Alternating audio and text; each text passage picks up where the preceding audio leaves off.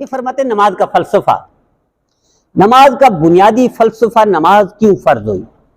اللہ اس امت سے محبت کرنا چاہتے ہیں۔ پچھلی امتیں ساری ایک طرف، اتنی محبت نہیں اللہ کو جتنا اس امت محمد صلی اللہ علیہ وسلم سے، اس لیے اللہ نے پیکیج دیے۔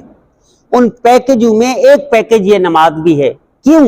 گناہ معاف کرنا، درجات بلند کرنا، جنت کا وارث بنا دینا، یہ ایک نماز کا فلسفہ ہے، ایک فلسفہ۔ اس کے کئی وجوہات ہیں نماز کیوں فرض ہوئی، اس میں ایک یہ ہے جو میں عرض کر رہا ہوں۔ اس لیے 50 نمازیں فرض ہوئی تھی تاکہ زیادہ پڑھیں گے تو زیادہ اجر ملے گا۔ عمریں کم ہیں، پہلی عمریں ہوتی تھی کئی سو سال، اس امت کی عمر بھی کم ہے، بڑھانا بھی ہے ان سے، آگے بھی لے جانا ہے ان سے، درجات بھی بلند کرنے ہیں ان سے، پچھلی امتوں سے، تو کیا کرنے؟ پیکیج دیے۔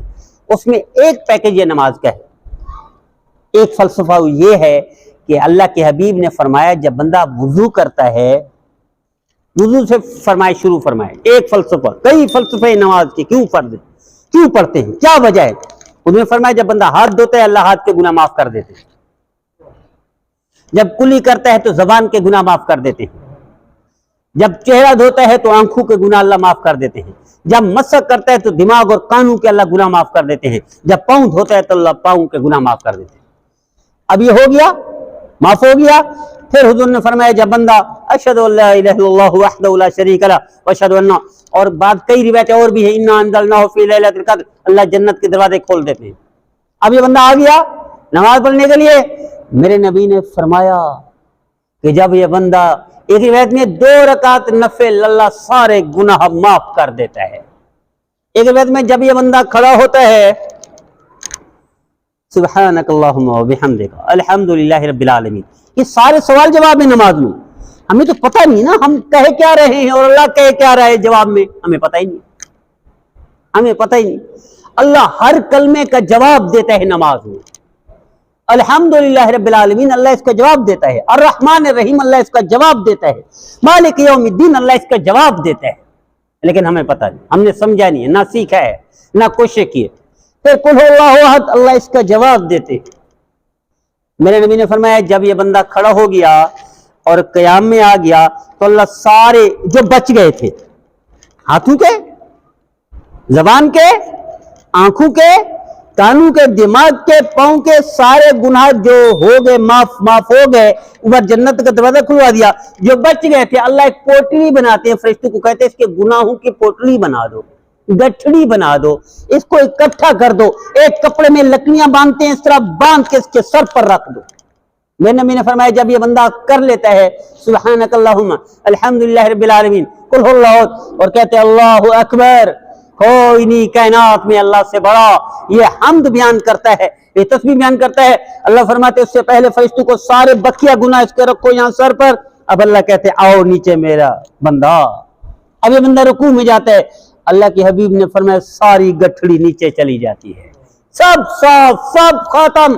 ایک فلسفہ یہ تھا نماز کا، لیکن ہمیں خبر ہی کوئی نہیں، ہم نے سیکھا ہی کوئی نہیں، ہم نے اس کو معلوم ہی نہ کیا کہ نماز کیوں فرض ہوئی، اس کا اصل فلسفہ کیا تھا ہمیں خبر کوئی۔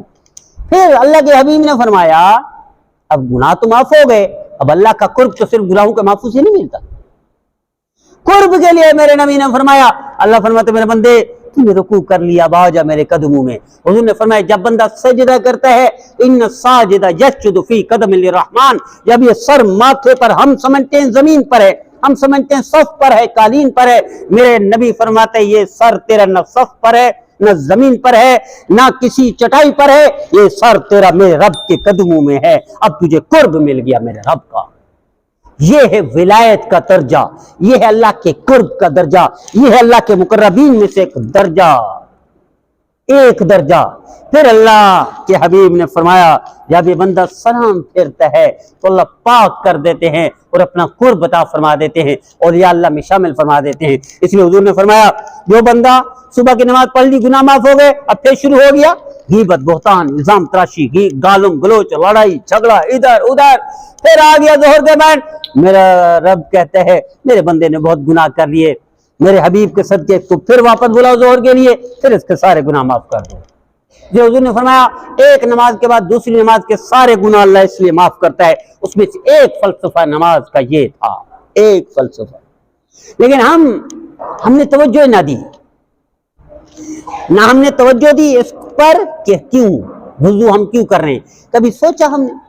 حضرت امام اعظم ابو حنیفہ رحمہ اللہ جب وضو فرماتے تھے، کوئی آ کر سامنے وضو کرتا تو آپ کو پتہ چل جاتا تھا یہ زانی زنا کر کے آیا ہے، یہ چور چوری کر کے آئے ہیں، یہ گالم گلوچ کر کے آئے ہیں، یہ شراب پی کر آئے ہیں، چونکہ گناہ دھلتے ہیں، گناہ دھلتے ہیں۔ اس لیے حضرت امام اعظم ابو حنیفہ رحمہ اللہ ابتدا میں فتویٰ دیا تھا، یہ جو پانی ہے نا جو ہاتھوں کو لگ کے گیا، کلی ہو کے منہ کو لگ کے گیا، چہرہ دھو کے منہ کو ٹچ کر کے گیا، یہ سارا ناپاک ہے، اگر ادھر لگ جائے تو کپڑے ناپاک ہو گئے۔ پہلے یہ فتویٰ تھا، کیوں؟